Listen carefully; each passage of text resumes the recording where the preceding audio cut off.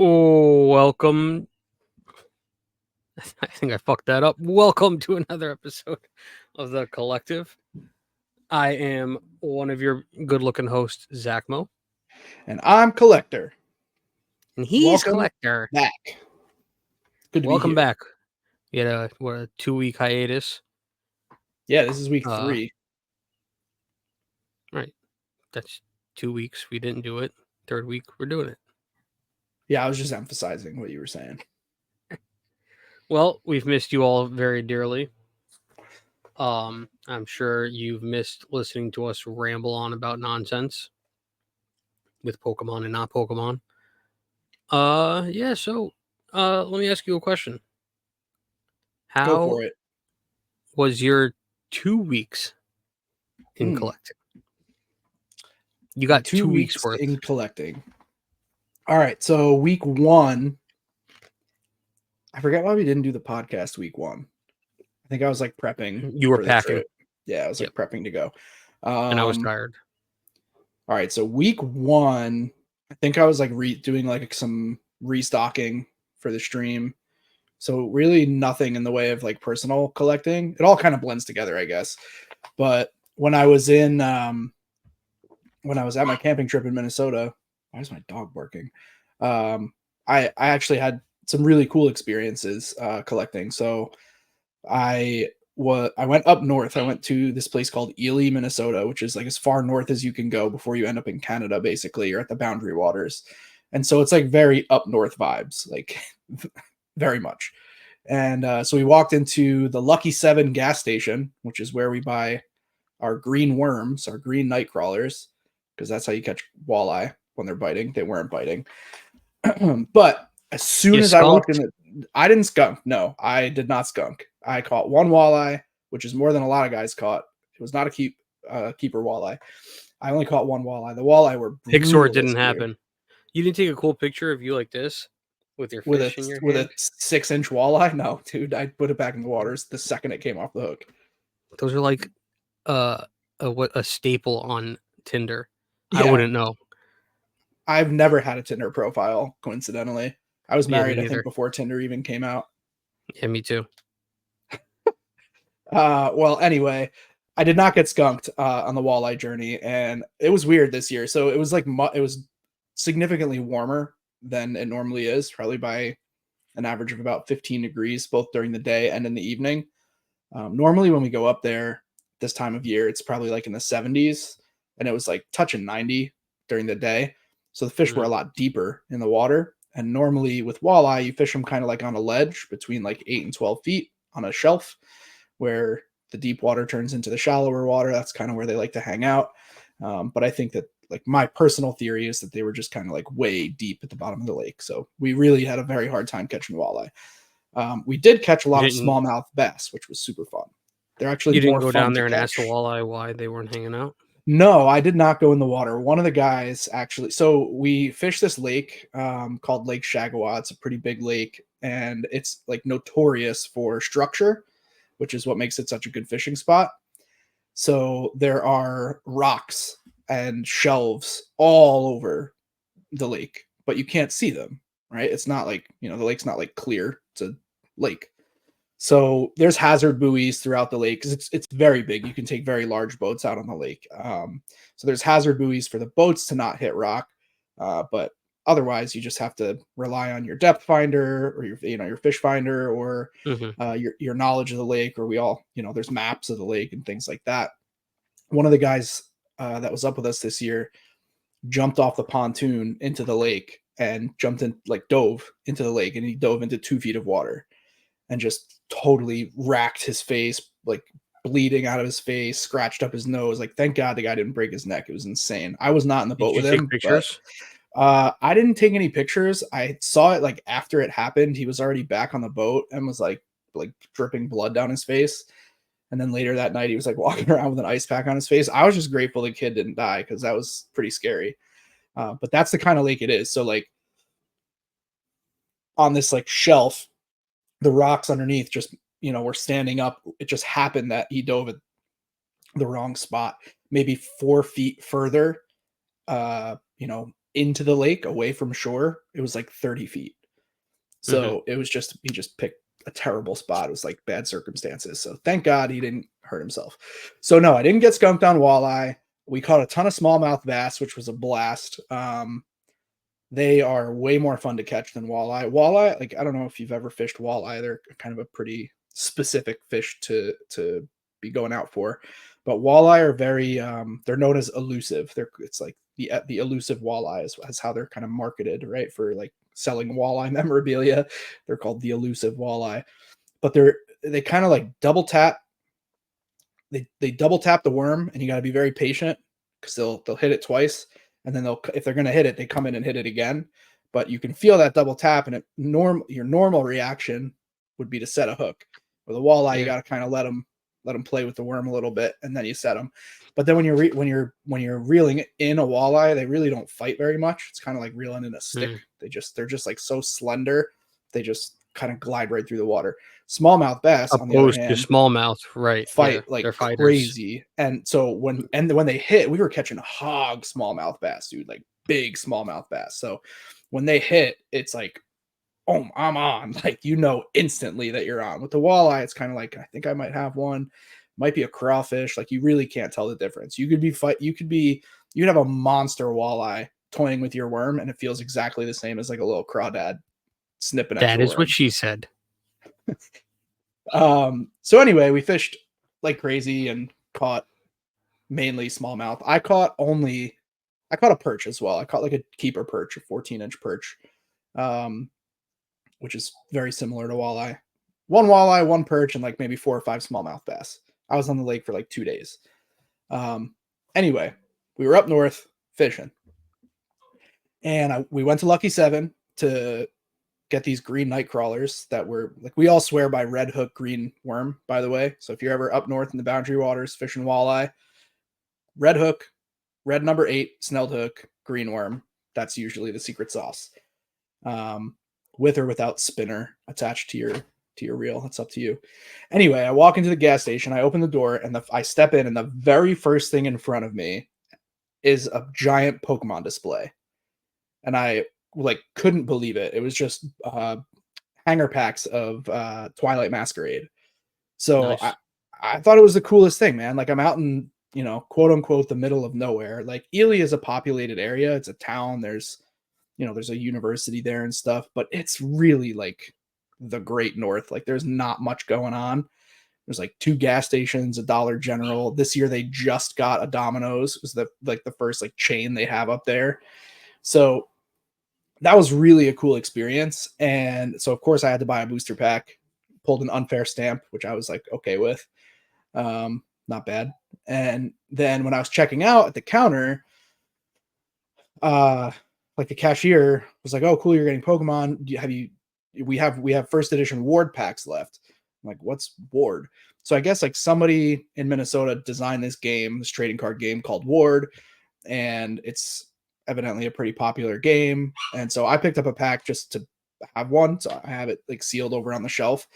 Um, but that was really cool to me that the gas station experience, like the clerk at the gas station knew enough about Pokemon to recommend to me another TCG and also like use the correct lingo. He's like, "Oh, this is a first edition Ward pack. They're almost sold out. You should get one before they're gone." And it was just really a cool experience. So I grabbed that. For being up north, that was pretty much the end of the experience. But then I came back to the Twin Cities, and every time I go to the Twin Cities, I try to find some new game stores that I've never been to before, new like Mhm. card shops and game stores. And so I went to 2 new game stores. One of which was pretty much like a Warhammer store. You know what Warhammer is? It's like a little Yeah. miniatures game. They paint the miniatures. It was pretty much what you could tell is like a Warhammer store that also carried other TCGs. Mhm. So their pricing was a little gougy, and they just weren't super knowledgeable, and they had like a binder called like their card binder said like quality Pokemon cards was like the title on the binder. And I was flipping through it, and it was just like super roached cards that were like 3 times market value. So I just left that alone, and then we went to another game store, and this one was really dope. It was like Board Game Cafe is how it was marketed. So when we were going, I was like, Excuse me. Board Game Cafe, like, are they going to have anything Pokemon related? But it popped up on the Google search. So we went in.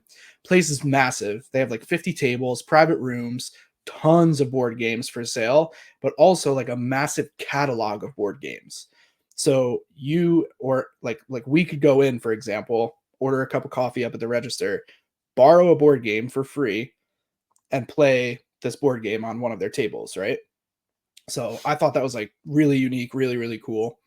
And then they had a ton of Pokemon stuff. They had singles, they had booster boxes, they had sealed product. I bought a box of Paldea Evolved when I was there because they're really hard to find right now, sealed boosters, and they had a great price on it. So I bought that, and I bought of course, I had to buy a Gengar when I was there.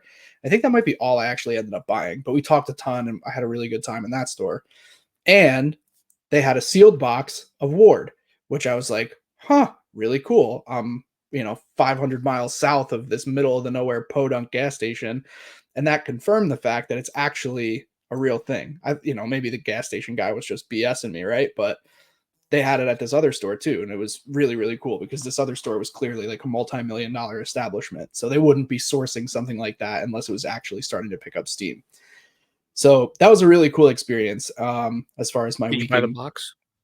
No, I didn't buy the box. I just have the one pack. I don't really know anything about it, and I don't like particularly care to learn. 10 years, you're but gonna regret that. yeah, right. Everybody's gonna be trading Ward. They'll take over Magic as like the most competitive playable game. Side note: there's a bar by me that has board games like that. Order drinks with your friends, and they have board games you can lay out on the dope. table. Fuck around. Yeah, it's pretty cool. It was Gotta love really cool. The hipster New York. Yeah. It was a really cool shop. This is the Ward pack. For those of you listening on Spotify, Apple, I also can't see it. Really? I mean, I can see that because you you're have blind. something in your hands. Yeah. Got it. If you're watching on YouTube, it'll be very clear. But yeah, really cool pack art. It's like a giant alligator fighting a knight of some kind. Turn the Tides of Ward, the dice rolling trading card game, Gen 1 first edition, 100% USA made. Just a cool experience all around. Until you hit 150 cards to collect. Shout out 151. Definitely some pogo. That's not 150. I know, but obviously there's some inspiration being drawn, right? There has to be, bro. 150, 151. The only reason there's 151 is because of Mewtwo. They're drawing inspiration. Mewtwo what else? Is 150, no? I think either Mew or Mewtwo is 151. Mew might be 151. But yeah. Mewtwo is designed from Mew, and they just hadn't found Mew until after Mewtwo. Is that why it's called Mewtwo? Awesome. Yeah, it's Mewtwo. Correct. It's made I'm also kidding. I've known that since I was at least 4.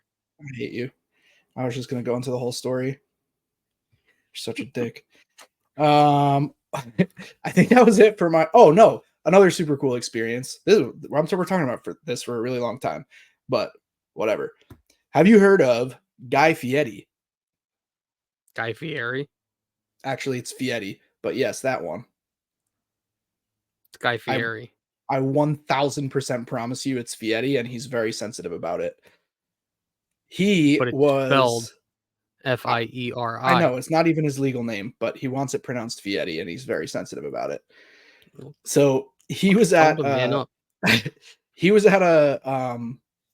cigar shop in Burnsville, Minnesota that I went to. Doing was he burning cigars in Burnsville? He was burning the cigars in Burnsville. So he actually designed a cigar called the Knuckle Sandwich, and he designed the blend of the cigar, right? The blend of tobaccos with a company called Espinosa Cigars. So a buddy of mine owns a cigar shop there, and he's good friends with Eric Espinosa, the owner of Espinosa Cigars. So Eric brought Guy to do a signing and like a meet and greet kind of thing. So that was super dope. The shop was like packed, dude. We were in the cigar lounge and it was standing room only. Smoke everywhere. Everybody was smoking cigars. and guys just up at the front, like whipping out signatures on these boxes as quick as he can because the line is like out the door, wrapped around the building. So that was a really cool experience because I mean, I smoke cigars. I have a massive amount of cigars. I don't really consider myself like a collector per se. Like, I'm not like actively We've been over this. hunting. Don't you have like 300? I have a lot. I actually gave away a ton on the camping trip because I just have way more than I'll ever use. So I think I Did you gave away get like a Guy Fieri? I did. Yeah, I did Did you to get it signed? support. I did. Yep. That's the only Did reason you I shake got his it. hand? I don't think I shook his hand. So Did you touch his frosted he's tips? he's like not the nicest dude. I don't want to go like too far into it, but yeah, I spent very little time with him and I Hot don't regret take. that. Hot take, he maybe he was just having an off day or something. Maybe it's because But somebody called him Guy Fieri. it could have been that, or it could have been the whole bottle of tequila he drank in a half hour at the signing. It could have been any number of things. Hey, if people called But me Zach instead of Zach, I'd drink a whole bottle of tequila too. But it was cool, a cool event nonetheless, and I got to support my buddy, and I saw a ton of people show up, and it just reinforced the whole like people collect. People have been collecting forever. People are going to continue to collect. Collecting's not going anywhere. They're getting people were bringing like books and like hot sauces and shit, and they haven't had them signing all kinds of crazy stuff. So that was cool. One day that'll be us What what part? doing signings. Oh God, what are we gonna sign? Hot sauces? No, I don't know. Random shit. Whatever people ask for. Yeah, bring your random shit. We'll sign it. What else? Okay, then it was my birthday. That was dope. I got like Oh a yeah, his birthday was on Charmander. Sunday. Yeah, it was on Sunday. I got like a Charmander Lego kind of deal that I was doing with my daughter earlier today. Um, that was pretty much it in the way of like things that relate to collecting. But then today was Melody's first day of kindergarten, my daughter. And I went there and there was a sea of Pokemon backpacks and Pokemon shirts and Pokemon memorabilia. And Did I you was, start collecting them off of children? yeah, I was just collecting all the kids. It was awesome. But I was so enthused, man. I was so stoked. I said to my wife, like, job security. There are so many young collectors. It was so incredible to see all these kids. And the backpacks are dope, man. They have like some kids had like Gen 1 stuff, like like Pikachu stuff or like Charmander Bulbasaur stuff, but other kids had like backpacks with like multiple generations of Pokemon displayed on them. It was very, very, very cool. That's So cool. that was really a cool experience to see so many young Pokemon collectors, like, or fans, whatever, like out in the wild. All right, that was a super long-winded answer to how my several weeks in collecting were. We're like 20 minutes in almost, but it's been a while and I had a lot of cool experiences. Well, that's pretty cool. And I'm you glad and you had whoever cool has been watching the experiences with stream, your cool friends. yeah, it was awesome. Whoever's been watching the streams lately has seen us rip tons of vintage, which has been a blast. You're going to be the first person to know this No, I'm because we're not. recording live. Where'd I Okay, I put guess them? I am going to be the first person. Just restocked, hot off the press. Neo Genesis, baby. Japanese Now, Neo Gen. Let's are get we that getting a loogie. hollow guaranteed? Yes, those three are hollow guaranteed. I don't want to talk about the Neo Discovery disaster. Okay. No, it's fine. That was terrible. I actually, it really hurt my soul, but I did make a video about that. I'm going to put out a piece of content regarding that little fiasco. In fact, let's talk about that for a minute. So, heavy packs. Have you, as like an average consumer, you've heard the term heavy packs, right? Well, And yeah. People call me heavy all the time. generally, when people say heavy pack, that means like it weighs over 21 grams for a Wizards of the Coast era pack. Mm-hmm. Realistically, the weight of the pack is only relevant to the rest of the packs in the booster box. So just because a pack is over 21 grams Does doesn't not mean necessarily heavy. mean it's going to contain a hollow.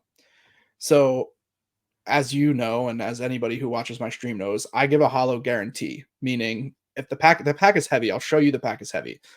That doesn't matter. The guarantee I'm giving you is if you don't get a hollow, you'll get a full refund. A lot of people don't do that. A lot of people just say like it's a heavy pack. Who knows? You're on your own.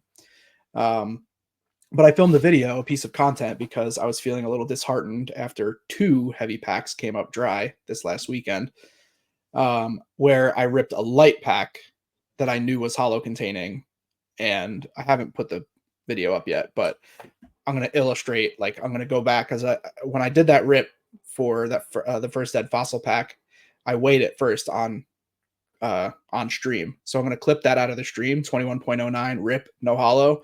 And then I'm going to show the light pack that I ripped that was like 20.5 something, like way under 21, and was hollow containing. So I think it was an interesting learning point for me anyway, to make more educated decisions. When I made the purchases of those 2 packs, I made them without guarantees from the people I bought them from, which I typically don't do. But I was feeling like I really wanted to rip some sweet vintage stuff, so I got a little carried away, but it all ended up working out fine. We had some amazing pulls from the rest of the packs. But I think I've in the last 2 weeks we've probably ripped like 30-ish vintage packs, and we only had 2 that were not actually hollow containing. So overall, On the the odds same are night. great. They were back to back, like They were. literally the back to back packs. It was Terrible. terrible, really awful, really not a fun experience. But I mean, it happens. So, yeah, it was a good learning experience for me and for the customers. Like anybody who was in there saw it's immediate. It's not like there's no nonsense. It's immediate. Like, what would you like? Would you like a refund? Would you like different product? It's not a scam. Like you're getting your money No, it's back, or definitely you're not a getting scam. Yeah. whatever you want. You know, despite the Did fact that that guy? I'm Because that guy internally left crying. immediately. Did he wind up Yeah. canceling the order? Yeah. I refunded the Okay. order. So he canceled. I refunded instantly, and then he just like left in a He huff, dipped real which was, fast. look, I understand that the person was totally, was upset by the situation where they bought a pack that they thought would contain a hollow, and then they didn't How? get a hollow. No. I Listen, if was I bought also upset by that situation. So, as but the average consumer, if I bought a pack, I don't know how much it was. I'm just gonna say $500, and I'm it was getting around a there. right, and I'm getting a guaranteed hollow or my money back. Excuse me. Oh, Excuse me. we'll bleep that. I gotta stop drinking soda while we're recording this. And if I'm getting a guarantee, and I don't pull a hollow, and you're like, listen, cancel the order, and I'll just give you the refund, I'd be like, okay, like, Right. That's the deal. I mean, if I have enough balls, I guess to say, to buy a $500 pack, and you're gonna offer me my $500 back, I'm not gonna be upset about it. Like, I'm not gonna immediately dip out the stream. Like, I'll probably sit there and if it was me and you, I would just complain like an asshole, but I'd be Right. fucking with you. Yeah, But you I know was what I mean? surprised. I was surprised. I understand that they were frustrated. I was frustrated as well, but I weighed the pack live on stream right in front of them. 21.09. Not necessarily the heaviest of packs, right? Like a Right. But heavy is like 21.4, right? Those are like pretty much no matter what box, those are going to have hollows in them, but 21.09 should, a lot of yeah, packs that are 21.09 will have hollows in them. right. So it didn't. And so I immediately told the guy, like, hey, you can pick other I think merchandise at or that you can point cancel your though, order. I don't think I would take a refund. I think Yeah, I would most take people would take a the refund, credit. but the I wouldn't. oh, you wouldn't. Yeah. So the No, previous I buyer think at that didn't. point I would take the credit and be like, just let's open this then. Right. And that's what the previous buyer did. And then we opened a jungle pack and pulled a Flareon. And then I think we ended up applying the rest of the credit Well, towards grading for them. that person is a regular. Correct. There's a difference there. Right. Yeah. But I mean, again, it is what it is. And the guarantee is offered for that exact reason, right? Like I'm not CT scanning these packs. I have no fucking idea what's in them. I'm weighing them. I'm taking a shot in the dark at some point, or I'm trusting other people who have said, "Hey, this pack is heavy." And 9 times out of 10, when I'm buying these packs, the people I'm buying from guarantee it to me. Right. Like, don't worry if I it's mean, not, if I've you don't also get a holo, watched send us the video clip and you'll get your money back because I buy. I watched you rip an entire fucking box of Fossil, Mhm. and, like, I watched you weigh it every single time, so, like, I understand how, like, the 21, because those were you did get hollows on those, Yeah, so, like, but that 9 was times out of 10. a normal weight box too. So that was like your average weight box where basically the cutoff on that box was 21.00. Anything in that particular box that was above 21 had a holo. Anything that in that box that was under 21 did not have a holo. And then we had Now, those when did they borderline stop packs that? that were like they never stopped necessarily. What they did was they added code cards. That's why code cards have two different colors. They actually weigh different amounts to offset the Well, weights that's what I of mean by the stopping that, hits. it fucks with you, yeah. So yeah, so early days of Pokemon, as far as I know, like talking like when early collectors are out, I'm sure people were weighing packs, but it wasn't prevalent the way it is today Mhm. because the packs were $4 a piece. So yeah, you could go in and weigh all the packs in a box and only sell lights, but you're not making significantly more money that way. It was also impossible to keep that stuff in stock early days. So shop owners wouldn't have had the time to go through and weigh thousands of packs. I mean, they're getting Right, 6 booster boxes and selling 6 booster boxes like that day as soon as it hits the shelf. So now people go back and weigh those packs because they're so expensive. And I right. think that's probably where like the CT is going to come into play. Like scanning WotC era stuff, like Wizards of the Coast, WOTC era stuff, it will happen, especially for like Aquapolis, Deoxys, Expedition, like the really, really heavy hitter sets, the very expensive sets. But it's nothing new. Like we are already weighing packs. Yeah, So it's not a super new thing. When it'll come into play is like when black and white era stuff or when diamond and pearl era stuff starts hitting that $30,000 a box price point. That's when the CT scanning will become really advantageous to people who are ripping because you can't weigh those because those packs have code as cards. reliably. The code cards I think started in the XY era, but you can't weigh those packs as reliably as you can weigh Wizards of the Coast era stuff.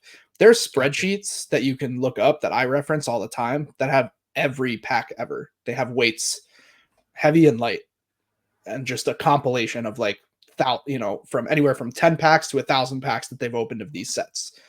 But Mhm. sometimes the information is kind of irrelevant because the heavy and light columns will have the same weights in them because like the box matters, not just the pack. And the spreadsheet doesn't have the box weights. It doesn't Gotcha. say like this weight from a light box or whatever, you know? So that's how I actually ended up with that Neo Destiny pack being light. 21 on Neo Destiny should be that pack Hollow. should have been hollow. 20.8 is like the cutoff on that particular set. So I was I wonder very why that one surprised. Well, yeah, I wonder. it came from a heavier box, right? Like that happens, but it's a Oh, right, rarity, okay, yeah, yeah. right? It's the same like so lighter like when we talk about light boxes, those are rare. To get packs that are 20.5, 20.6 that are hollow containing, that's very unusual, but it happened. My current fossil packs, the two English fossil packs I have left, those are both light hollow containing packs. And they're like Because they come from a light 20.4, box. 20.5 because the whole box was light. So And the that you have a guarantee on. yes, and I opened one. Okay. So yes, I have a guarantee because of the person I bought them from. And I also opened one to make this content, the piece of content that I'm going to put out next week or later this What'd you week. get? Kabutops. Hmm. It's pretty dope. Can I have it? It's going to PSA. I think it's in that box. Alright, well, you know my address. You can just send it to me. I'll send it for you. It's going to PSA.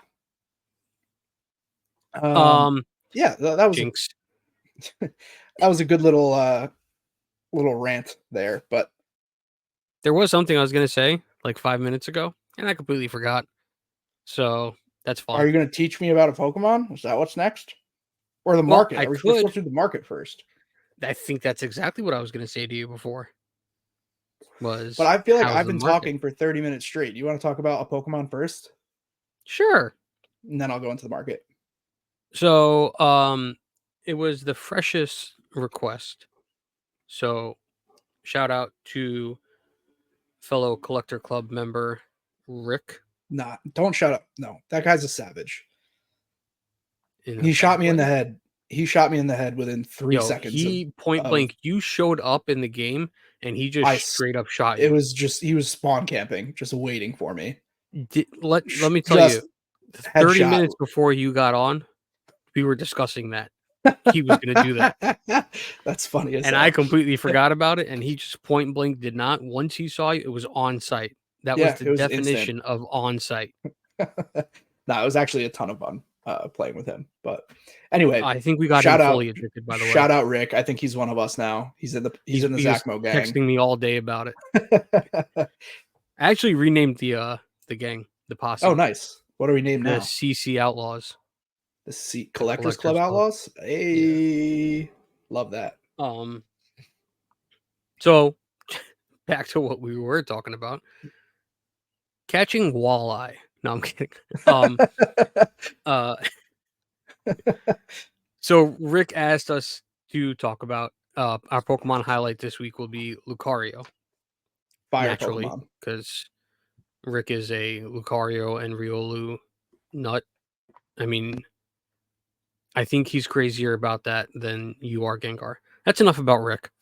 Um, so I did a little bit of research on Lucario today, Naturally. and it was a busy day at work. I had to slip in some time there to do it. I learned that Lucario is actually based off of the Egyptian mythology god. I'm probably going to butcher the pronunciation. Anubis. I I don't think know it's if that's exact. Anubis, but I don't know Anubis. either. That sounds more correct to me. Anubis, which is actually the god of embalming, which in Egyptian culture is obviously a very huge thing because mummification and whatnot. Um, so yeah, it's based off of the Egyptian god Anubis. It's a canid like Pokemon. Anubis had a jackal head, so I mean it kind of fits in. It also does look kind of Egyptian. Like now, like once I learned that, I thought about it, and yeah, it looks very Egyptian mythology esque. Which I thought was pretty cool. 100%. Um, what else did I learn about it? I learned that in the anime, it was able to speak English using telepathy, so it can communicate with Ash because its owner was being a dick. I guess it needed to talk to Ash and tell him that what was his name? The guy's name I was reading about it. Sir Aaron was the guy's name. Yeah, Sir Aaron. He was a dick. And yeah, so I mean Lucario was pretty cool. Super badass Pokemon. I am learning about Lucario because I knew that I had a sneak preview. I knew that that's what we were going to be doing this week. I learned that, so I didn't know, I guess, or I guess I needed to be reminded that Lucario can detect auras, which is, I think, super dope. It can detect auras of Pokemon and people up to like a half a mile away or something crazy like that. But it couldn't detect that Sir Aaron was a dick. He was a servant to Sir Aaron. I don't think he had a Yeah, but choice. he thought they were friends. Okay, I don't remember exactly. I just know he was a servant. I'm just telling you what I read. Lucario All thought right. they were friends and that they were good pals, and then Sir Aaron like put him in a cage or some shit. Lucario was all like, "Yo, what the fuck?" Then used telepathy to tell Ash. Well, other fun facts about Lucario: Mega Lucario has the strongest special attack of any non-legendary fighting type, which means That's pretty Lucario cool. is fucking OP. Mega Lucario, at least. It's also the most popular Gen 4 Pokemon. designed by Ken Shigemori, which most of the dope Pokemon are designed by Ken Shigemori. It's one of the only fighting types that can learn psychic moves. Females are rarer than males. Super random. Story of my life. It is also the first Pokemon shown to achieve Mega Evolution, which is incredible to me. That is pretty cool. Lucario, only about 4 Lucario feet did it tall. first. Yeah. Remember that plush? That Lucario plush? That was like life-size Lucario. Those, okay, whoever, I know they're not listening, but whoever is in charge of taking the pictures and posting the pictures to the Pokemon Center website for their products deserves the biggest raise. Let me see if I can look it up. The biggest raise. For those, listening on a platform where you can't see us, please look up the Lucario life-size plush photos. Was it on the English Poke Center? Yeah. That's where I found it. Okay, so I found the English funny. one. So the Japanese version on eBay is listed for $705. But now I'm seeing the English Poke Center one. I think I remember this. I think it was 400 plus originally, right? I think it was like $499. Super expensive. Yeah. Okay. Yeah. So I guess that's not surprising that it's now 700. I was able to find the pictures. Let me see if I can find some of the really well marketed pictures. Here we go. This is like the best one. There's one where he's helping with the dishes. Yeah, I'm sure. I'm going to put it up right now. There's one where the lady looks like she just got home from work and she's telling him about her day. Like, these pictures are so fantastic. This is the one. Look at that. That's the plush right there. So good. Let's see. Oh yeah, they're having dinner together. Very nice. Right. What's this? Oh, here he is, just in the window, chilling, just hanging, standing. Let's see. Okay, he's waving. Waving. What else we got? Oh, goodbye. I'll miss you. I know. She's just coming home. What's wrong, They're Karen? having a little. What happened at work today, Karen? On the couch. Was your boss a bitch again? Oh, look, a nice head massage. It's okay. You lay down. Don't worry. Lucario will take care of you, Karen. 2 questions, 2 answers. I have to know what people asked about this. Okay, can you add Germany to the shipping list? When will it be back in stock? All right, those are lame questions. I was hoping it was like... That's not lame. I thought it would be better questions. Like, does it vibrate? Now I want to hear somebody talk about this in German. Does it vibrate? Does it stick to Velcro? Can I Velcro something onto it? Oh my god, this picture is iconic, bro. How hard is that tail? This is an iconic photo. I'm gonna set this as my cell phone background. This is an iconic photo. My favorite is her taking a nap and him just and he's rubbing her head. Like, I mean, who came up with these? It's okay. You take a nap. I'll go do the dishes today. Oh my god. Iconic plush. Absolutely iconic. All right, let me get that off the screen. Absolutely for that iconic. reason, for that reason alone, whoever created those pictures, I can't see you anymore. There you are. Whoever created those pictures have made me a Lucario fan. I mean, I always liked Lucario, but like now I'm like, Lucario's the shit because of those pictures. I also am a much bigger fan of Lucario after doing some research and this episode. Last little curveball about good old Lucario. And this explains why Rick is such a fan. Lucario has generated considerable... No. Lucario has generated considerable popularity within and outside of the furry fandom. It became one of Pokemon's mascots along with Pikachu, Charizard, Lugia, and other Pokemon. Lucario full body suits are often used in promo events. You know, that makes a lot of sense. It's a bipedal Pokemon. Source wikifur.com. Shout out Wikifur. Just so everybody is wondering, this is not the first time Collector has found himself on wikifur.com. No, that's my homepage. That's how I was easily able to access the information. He opens up Google Chrome, and that's the first thing that pops up. Boom. Wikifur.com. Welcome back, Collector. That's what it says. What can we help you with today? Happy birthday. Oh, that's pretty awesome. I mean that Uh, that makes a lot of sense though. If like thinking about what I've seen on furries, nothing that I've experienced firsthand. Oh brother. oh, brother. Uh Lucario does look like a lot of those characters. Yeah, definitely. So that's And fun. Rick's a furry. That's long story short. Okay, back Title of the to episode, Rixifer. all right, back to what were we talking about here? Oh yeah, the market. That's the next thing we're supposed to talk about. Well, it's been like 3 weeks since we talked about the market, and I actually kind of like that because it allowed a little bit of time to, sort of pass and things to move a little bit. But the most interesting thing is that pretty much everything's moving exactly how you would expect it if you've been following these market updates from day one. So basically, sealed product that's out of stock is continuing to go up in price. Booster boxes cooled off. We talked about that a few weeks ago, but like older Sword and Shield era sealed product is starting to tick up in price. Charizard Ultra Premium collections are ticking up week after week after week. Um, Celebrations Ultra Premium collection starting to go back up. That one dropped a lot. The Celebrations Ultra Premium collection is very interesting.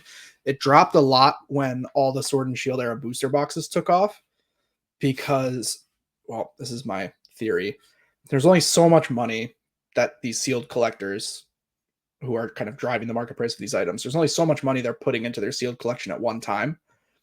And so let's say they all had, or we'll just use like one person as an example, right? Let's say they had 10 ultra premium collections, and those ultra premium collections are valued at $370 market price at the time. Well, in order for them to get into, I don't know, 3 Lost Origin, 3 Chilling Reign, 3 Fusion Strike booster boxes, they want to sell 3 to 4 of their ultra premium collections, because when they bought the ultra premium collections, they bought them for whatever 120, whatever MSRP was on them. So their profits already in those boxes.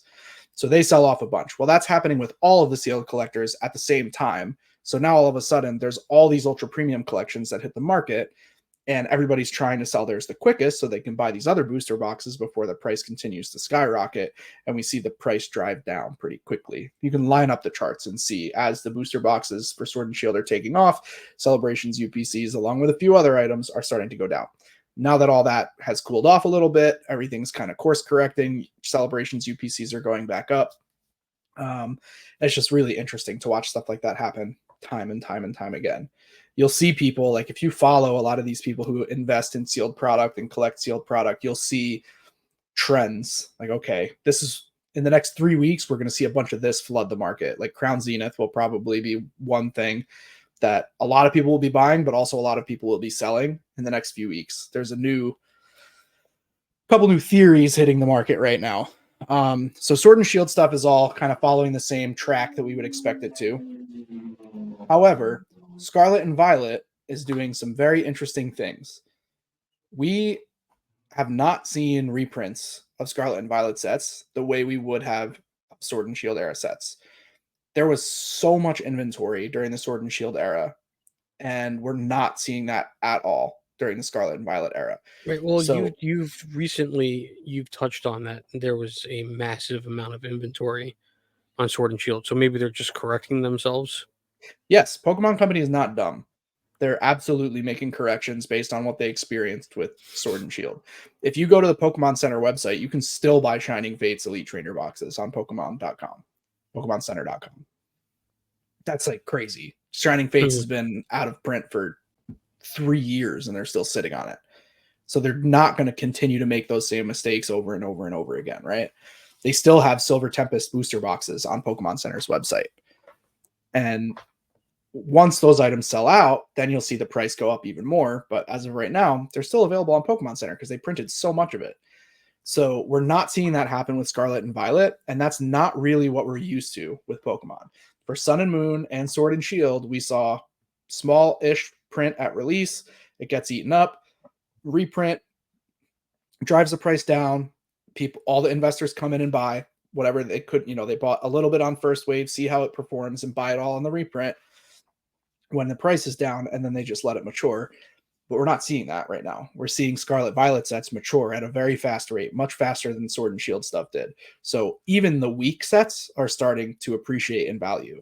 We're seeing cases of Obsidian Flames, sealed cases of 6 booster boxes selling for $650. 3 months ago, you could buy Battle Styles for less than that. And Battle Styles has been out of print for like 2 years.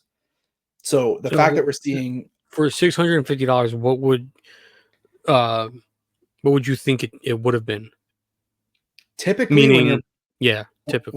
when you're buying cases at wholesale, I mean like 600 to 620 on TCG for like a modern set is pretty normal. And then for weak sets like Vivid Voltage, Darkness Ablaze, there was a Fusion Strike, dude. There was a time when you could go on Pokemon or on TCG Player and buy Fusion Strike boxes for sub $100 because there was just so much of it available. And cases too, you could buy cases like crazy. I mean, I've gotten cases as cheap as $520, which is very inexpensive. It wasn't Fusion Strike. I forget what it was. I want to say it was like either Temporal or Paradox. I got a case at that price.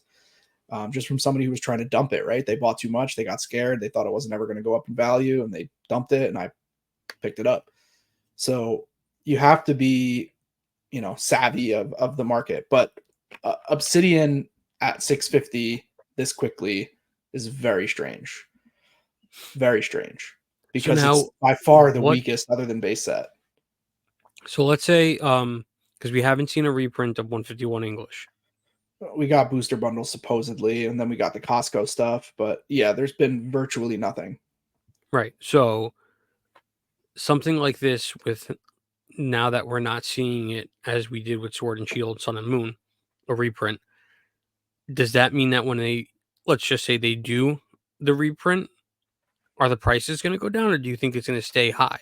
It depends on the size of the reprint.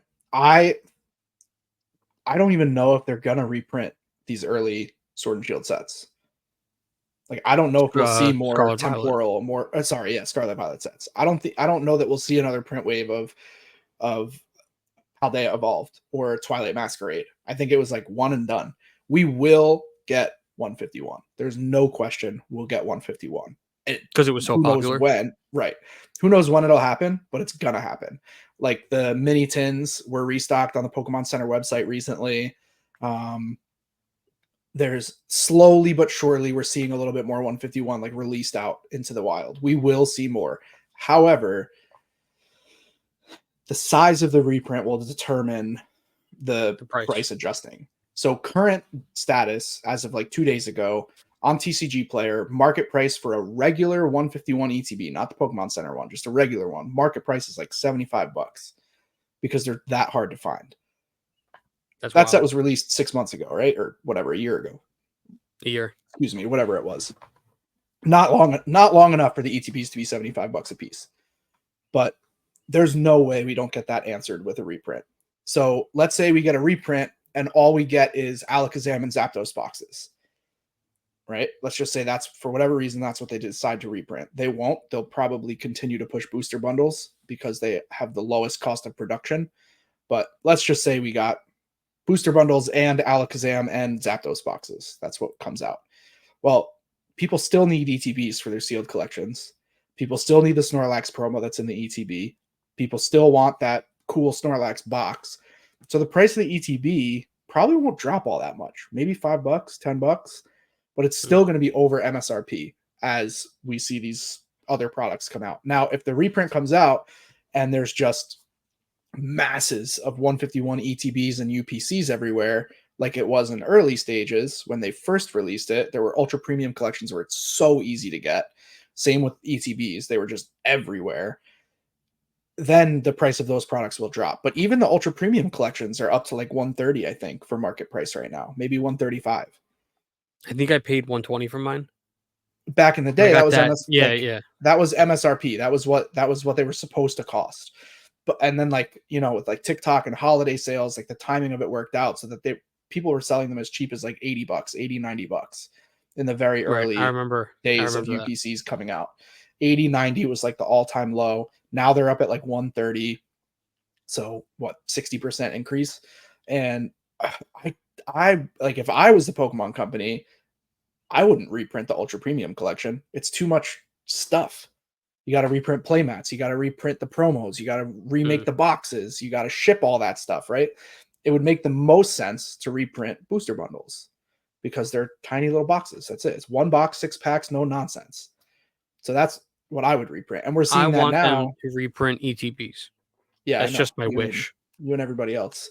But we're seeing it with Crown Zenith. Crown Zenith is getting a booster bundle restock and nothing else. We got the Sea and Sky box, I believe it's called, Yeah, and we got the and that was like a Costco exclusive, which Costco or Best Buy or Costco, Sam's Club, whoever had it, likely partnered with someone else to make that box on the secondary, and it was most likely broken down tins because originally they had the bird tins, and they probably broke all those tins down and made those boxes out of them, which is how yeah. we ended up with heavy hitter collections. If you remember the heavy hitter collections from like 2 years ago, or well, they came out first 3 years ago. There was the first version and then the second version. Heavy hitter collections are just a medley of Sword and Shield packs that are all broken down from other products that didn't sell. So they just made a new product, called it the Heavy Hitter Collection, put a couple of random promos in it, and boom, now there's another product on the shelf.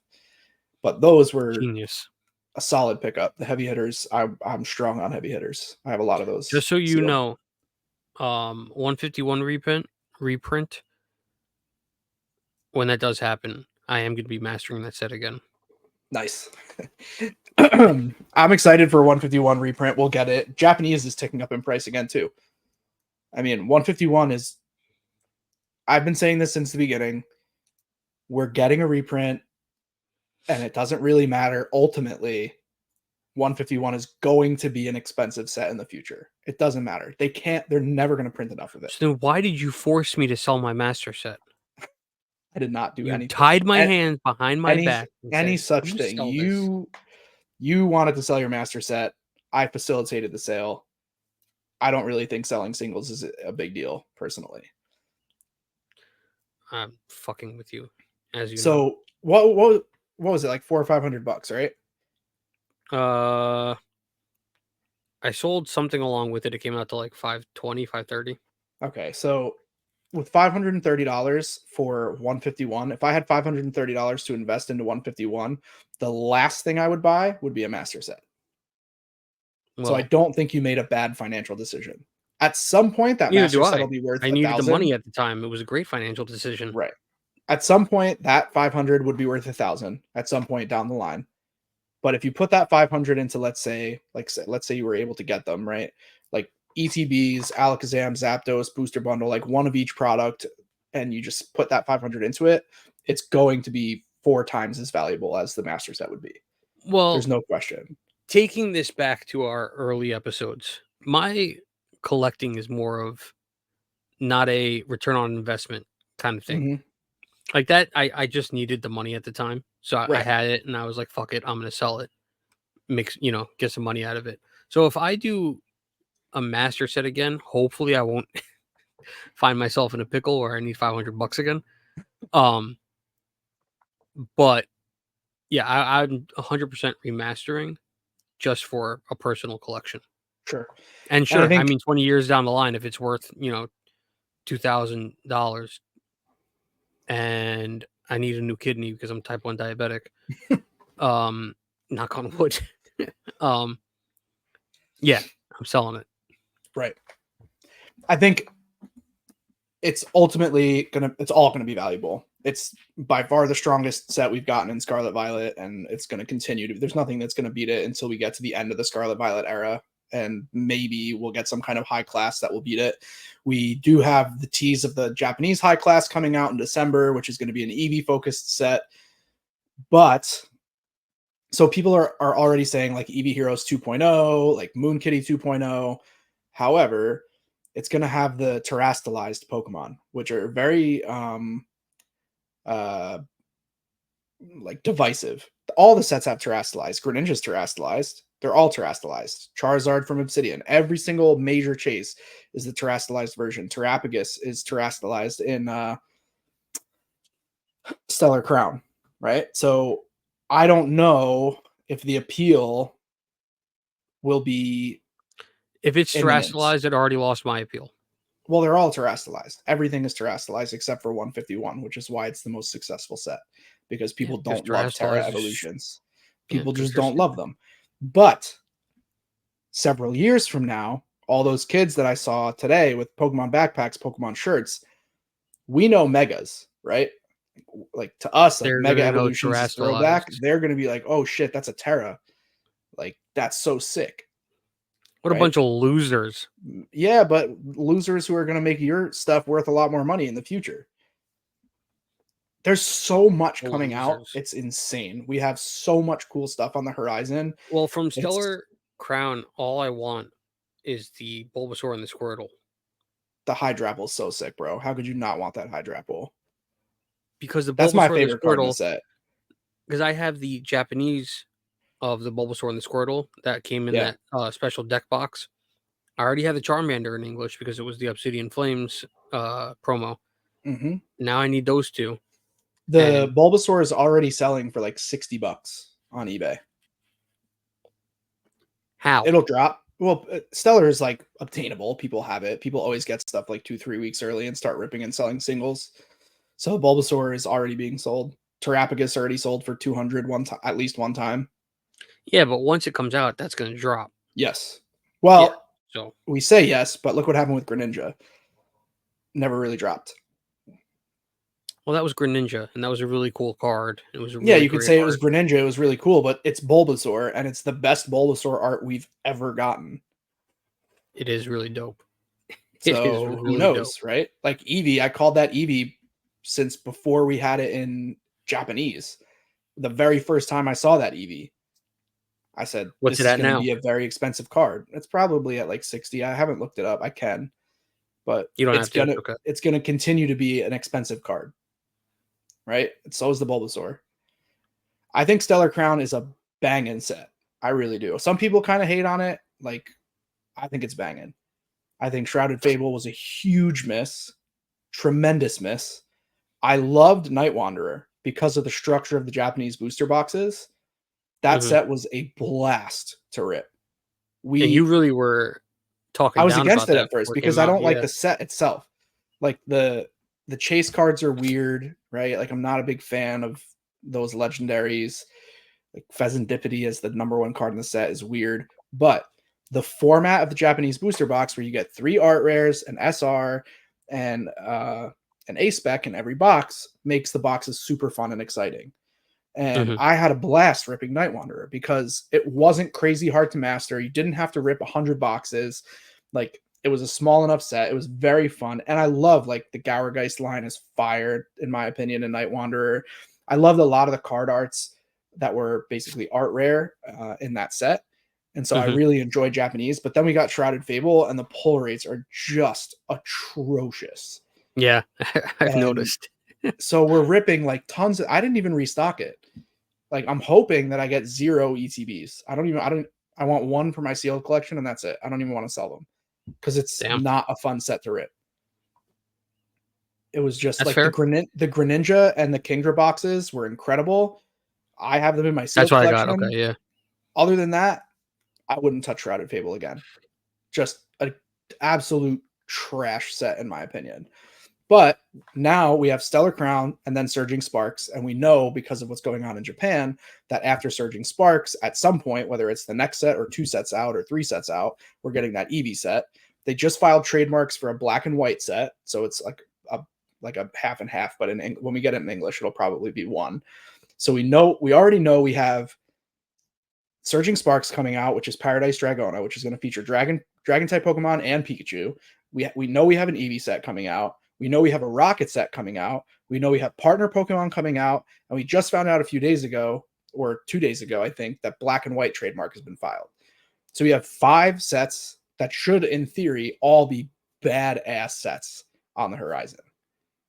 We have the My Latios bank SAR, account is every not other ready one. for it. Dude, I'm telling you, the second half of Scarlet Violet is going to be just as fucking banging as the second half of Sword and Shield was. When you think back to Sword and Shield, the first set was trash. Pretty much, you look back on it, and there was really nothing in the first 6 sets that was chaseable. I mean, there's a couple cool standout cards, but Mhm. like going back in time, I'm not gonna rip like Rebel Clash. Like I don't want to rip a booster box of Rebel Clash. I don't want to rip a booster box of Darkness Ablaze, Vivid Voltage. I don't care to rip those things.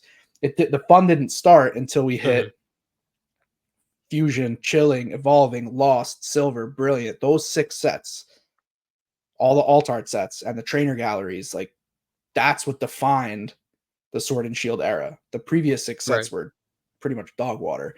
Battle Styles was the first alt art set, so some people argue that Battle Styles like should be included. I think Battle Styles is fun because it's the most affordable. If Battle Styles was as expensive as Fusion or Chilling, I wouldn't want to rip it. At this point, Mhm. it's at a better price point, so I don't mind. It's fun because there's alt arts in it. You might get an alt art, but I think we're really headed towards an awesome future with Scarlet Violet. And I think because of that, this will be my closing note on this crazy ass rant that we've gone on. Because of that, early era sealed Scarlet Violet product is going to be very strong long term. Paldea, Twilight, Temporal, Paradox, booster box cases of those sets, sealed ETBs of those sets. I think they're a very good long term hold because, much like Sword and Shield, the first half was kind of disappointing, and everybody was like, "Man, this set sucks. I hate Pokemon." And they're all going to come back in the second half, and then they're going to need all the first half products because they have all the second half products. Right. That's why a Rebel Clash ETB is like whatever $200 or something crazy like that Wild. because they got short printed. Nobody bought them. Everybody thought Rebel Clash was ass, which it was, and then they're like, "Oh, I gotta get it because I gotta complete my Sword and Shield ETB collection." So Mm. there's not a lot. I guess I gotta pay more for it. We're gonna see the same thing happen. And honestly, Shrouded, if Shrouded Fable, if they printed it short enough, that could be a good future ETB because it's ETB only. Right. So hopefully they short printed that set. What I don't want to see is 6 months from now, people still trying to dump Shrouded Fable ETBs for 35, $40. That would not be good for the future of that set. But it could be like a Champions Path type situation where a couple years down the line, people need that box and there wasn't a lot of them. Right. So that's a lot on the market, but I feel like that was pretty good. That was. I think we covered a Comprehensive. lot. I think everybody enjoyed that. I can already hear them saying, "Wow, I really enjoyed that. I'm gonna go buy a Shrouded Fables ETB and not touch it." No, look, that is not. Please don't take that. If you take anything out of this episode, do not take that out of the episode. There are many better investments than Shrouded Fable. That's a coin toss gamble. There, Yeah. go buy, Pokemon go is a buy. gamble. Yeah, but Shrouded Fable's really got shitty odds. That's a All right. Go buy D20 a base versus a set. coin. Go No, buy a like base set if ETB. you're No, I gonna if want you're somebody gonna to go buy buy a any base set ETB. if you're gonna buy any sealed Scarlet Violet booster box, or if you're gonna buy anything sealed Scarlet and Violet, and finances are a major concern, I would buy the cheapest booster box you can find. We're still at a point where whatever booster box you can get for the cheapest is the best investment, even if it's base set. I don't If you think can you buy hear what I'm Scarlet saying. Violet base set for $100, that's the best investment right The now. best investment is a base set, meaning Base, 1990 yeah. You got ETB. 20K sitting around. Buy a base set No, ETB. exact. There you One go. of Finally, one you said it. base set ETB. Finally, been trying Dude, to I get saw him to. Phantom Forces ETB the other day. I wanted to buy it so bad. I got a haircut. I see that. It looks really good. I It It's looks my first snazzy. time ever doing fades on the side. I never did anything like that because I don't like the top of my hair. Because if you can see on YouTube, if you're watching this, when light hits it, my hair is very thin, so it looks like I'm balding. But there's hair there, I promise. Um, so my barber was like, "Yo, let me do a fade on the side, so it looks like you have more hair on top." It's like, "All right, Nassim, you can do it," and I came out looking pretty handsome. Yeah, you're a handsome chap. What can I say? I need a haircut so bad, dude. I look Yeah, you're pretty ugly. ridiculous. I got some serious beard issues going on at the moment. All right, it is that time, bro. Gen 5. Gen 5. Gen 5, 10 Mon, making a list. How many times are we going to check it? Wait, remember at beginning, it goes one by one. Yeah, I got to alter that. All right.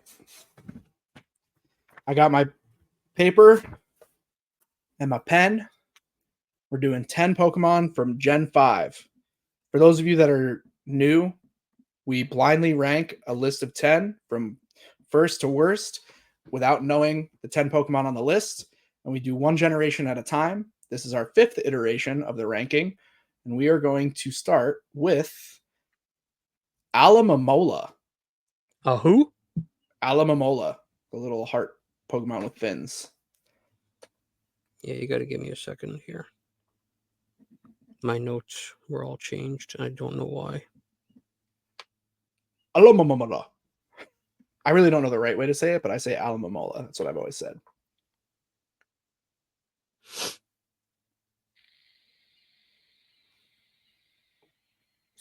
Okay, you can. Sorry, guys. You can go to the next one. All right. Pokemon number 2, Thundurus. I forgot to get rid of the forms, but like I said the first time we did this, if we end up with a double, like if there's 2 Thundurus, we'll just skip it. Okay. Now, this is just so you guys know. This is purely our opinion. Yeah. Our Not opinion on best these 10 team. Pokemon. Yeah. This is After like this, best team. we're gonna do a team. Team But wise. right now Yeah. it's just opinion. All right, you got Thundurus. Mm-hmm. All right, we got Excadrill. I'm learning that I don't like Gen 5. We haven't had the strongest of Pokemon yet. Heatmore, which is just Excadrill on fire. Literally. Let me know when you're ready. Hit it. Hit it, hit it, hit it, hit it. Kyurem.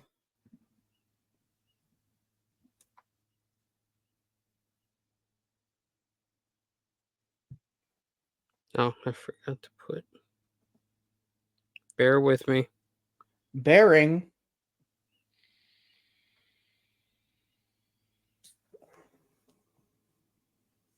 Okay. Behem.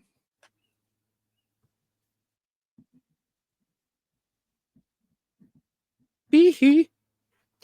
Behe. Okay. Good. Yep. Lando. Nice.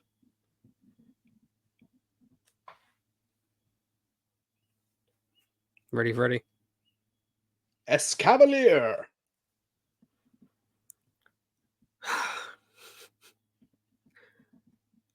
Which game was Gen 5? Black and white. Yeah, I think that makes sense. I think I stopped playing for a little bit there. Tortuga.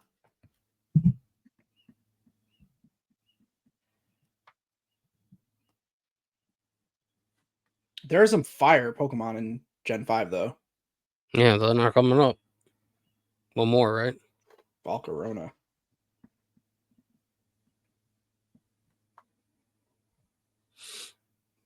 All right. Okay. I mean, I probably would have moved Volcarona around, but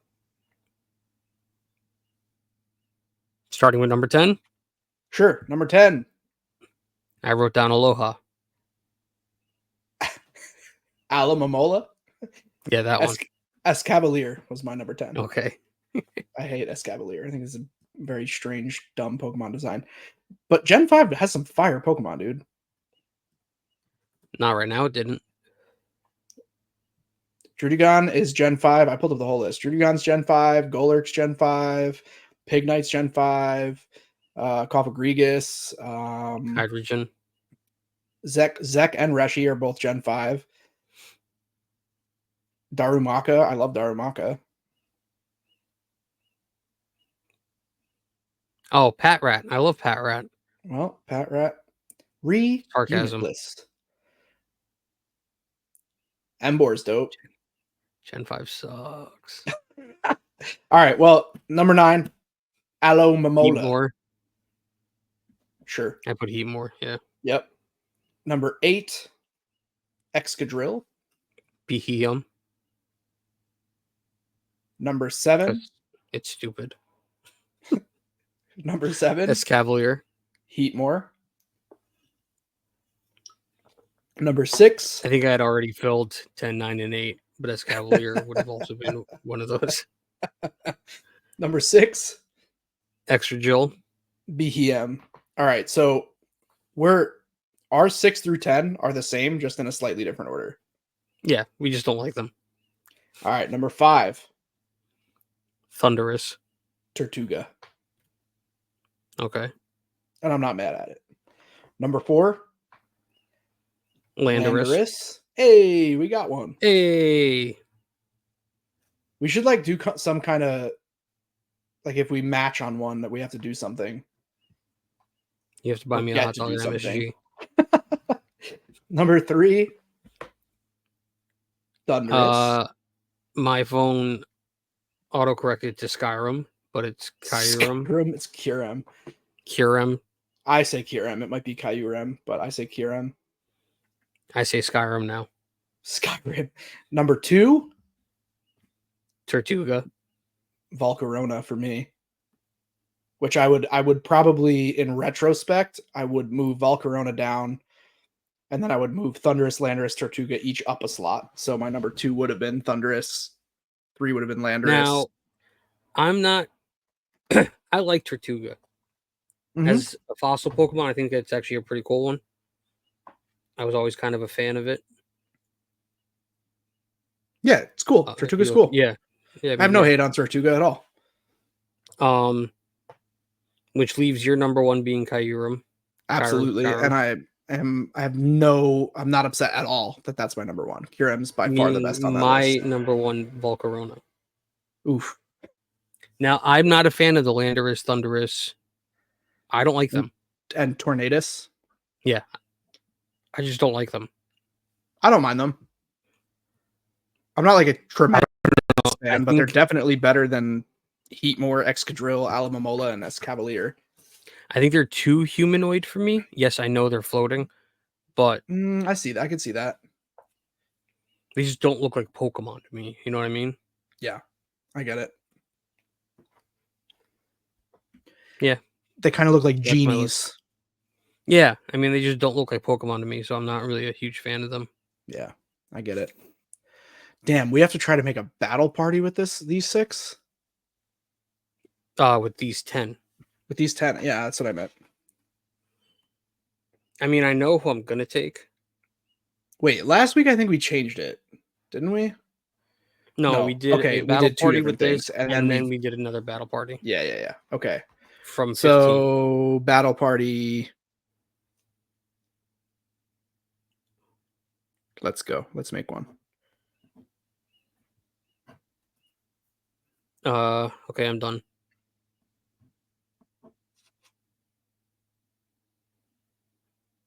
I don't know who my 6th is going to be. I guess Tortuga. While he is figuring this out, why don't you let us know who you would have chosen, or you can give us your rankings. Follow along with us as we go along. Who would you have chosen? Is that what I said? Yeah. I'm very tired. Who would you have chosen in your rankings of that 10? Let us know in the comments. Also, you can join the Discord and let us know in there. There's a specific channel for the collective server channel. I don't know, not Discord. And you can let us know your rankings. I'd actually like to see them. There is a channel in the server. Channel in the server, and tell us who you chose. All right, let's do this. All right, mine's literally my top 6. So Volcarona, Tortuga, Kyurem, Landorus, Thunderous, and Excadrill. I'm not taking Volcarona. I'm taking Heatmore over Volcarona, but otherwise we're identical. I don't like Volcarona. I don't know. That's a good reason. I feel like Heatmore's got to be stronger than Volcarona, no? I don't know. I feel like Volcarona's stronger. But that's just maybe my opinion. So I couldn't tell you. I'm assuming he's looking it up now. Here we go.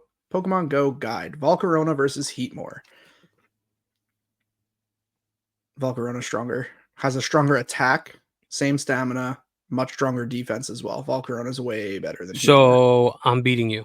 Because Yeah. all of our others cancel each other out. Yep. Like significantly. Volcarona's significantly better than Heatmore in this instance. Same max HP. I chose the correct one. Max CP on Volcarona and Pogo is 4116. Max CP on Heatmore is 2584. So it's doubly strong. Yeah, you're getting mollywop there. Yeah, definitely.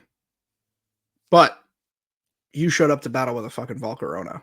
So there is that. Also leaving with a Volcarona that's not fainted. My pride allows me that gentle win. Okay, so it? now we have to make a battle party out of X amount of Pokemon. 15. 15, and we're doing that all Gen 5? Yeah. All right. That's how we've been doing it.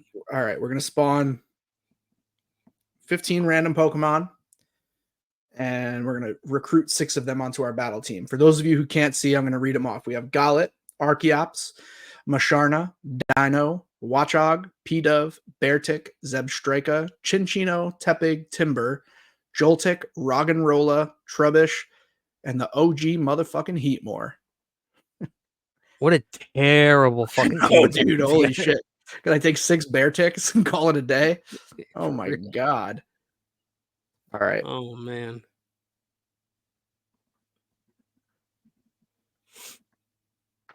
I have 2. I have 3. I have 4. I have 5. I mean, I have 6. Yes.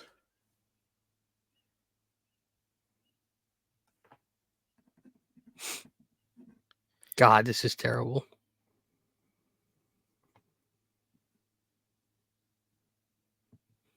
While he's continuing doing his, again, please let us know who you would take to battle.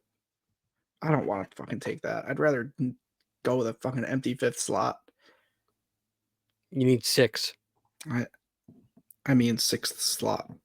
All right, this is horrendous, but I got 6 that I'll bring in. Okay, I'll go first. Golett,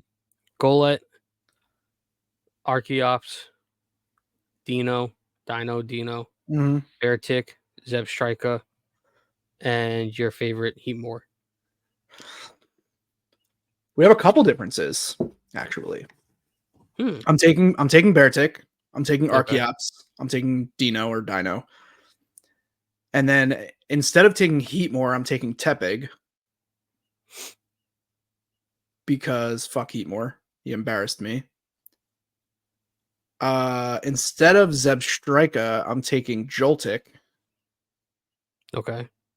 And who else did you take? Did you take Masharna for Psychic? No. I took Golett. Golett. Okay, so instead of Golett, I took Roggenrola. Okay. Now, Golett has Psychic, so there's my Psychic. Right. Heatmore has Fire and Ground. Which is why I took Heatmore. Heatmore was probably a better choice than Tepig, but he embarrassed me, so I went with Tepig. That's fair. I feel like our electrics cancel each other out. Agreed. Kind of a preference thing. Heatmore, Tepig. And then Roggenrola, Golett. Yeah, these teams suck. I wouldn't want to be caught in battle with either of those teams. All right. Let's do one more that won't suck as much. I just sneezed and cracked my back. Must have felt quite good. All right, last thing we're doing on this episode. We're running out. We're almost at an hour and a half. I'm going to generate 15 from all 5 of the gens we've covered. Okay. Should we start? Should we do more than 15 or just 15? Just 15. All right. Too many choices.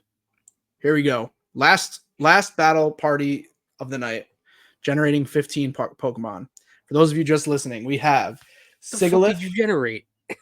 Crobat, Kling Clang, Wheezing, Talo, Krogunk, Monferno, Wooper, Manectric, Woobat, Simis, Urban, EM, Grimer, Bronzor, and Zoroark. This sucks. Do it What again. the fuck?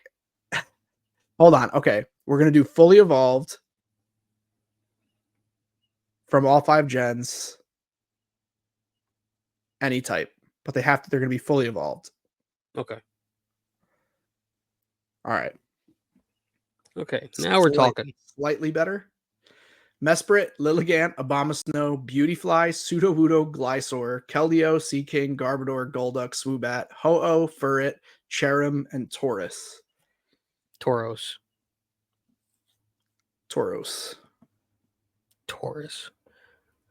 I've always said Taurus since I was a kid. It's Tauros, though. I'm just telling you, I've always said Taurus. Tell me what it is.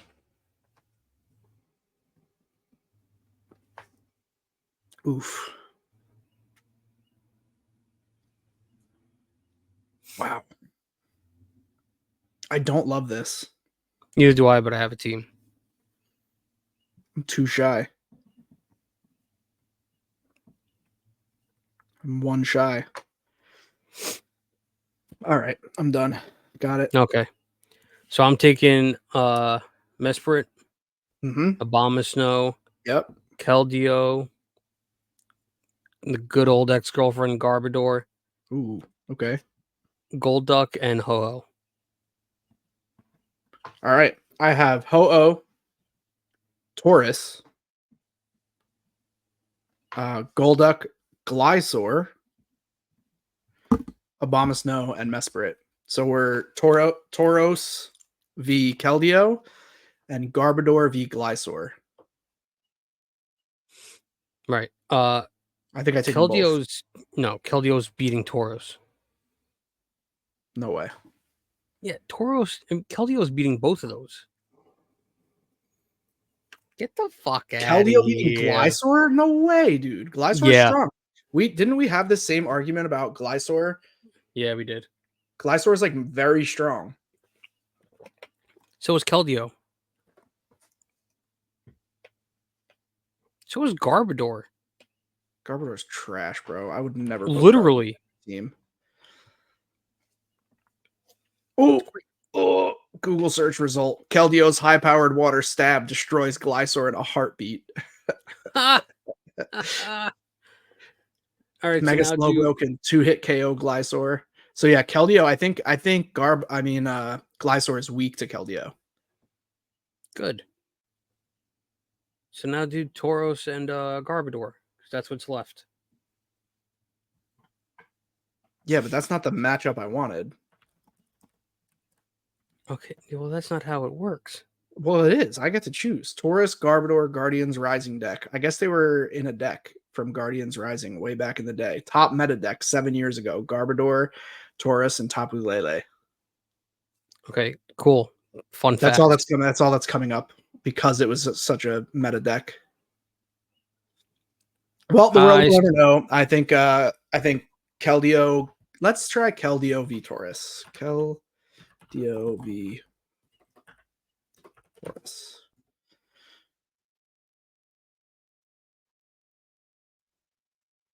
I win. There's no information on it. I'm just trying. Yeah, because I win. I win.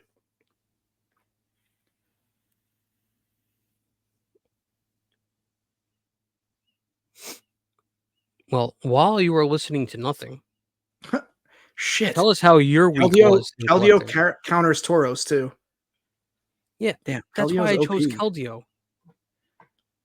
All right, Keldeo's OP. You win this week. I'm the champion. Look how much better this one would have been. Boom, boom, boom, boom. Yeah, I mean, I would have taken. That would have been good. All right. I win, you lose. The entire episode. Zack Mo needs to go to sleep. Heard that. No Red Dead tonight. Thanks for tuning in to another episode of The Collective. Like and subscribe, share this out, join the Discord, come join us in streams, chat with us. Have a beautiful week. Tell your friends about my new haircut. Hide your kids, hide your wife. It's got a new haircut. I'm the fucking man, and everybody should know it. You know what that means? All right. Jaeger bomb. Bye. Bye.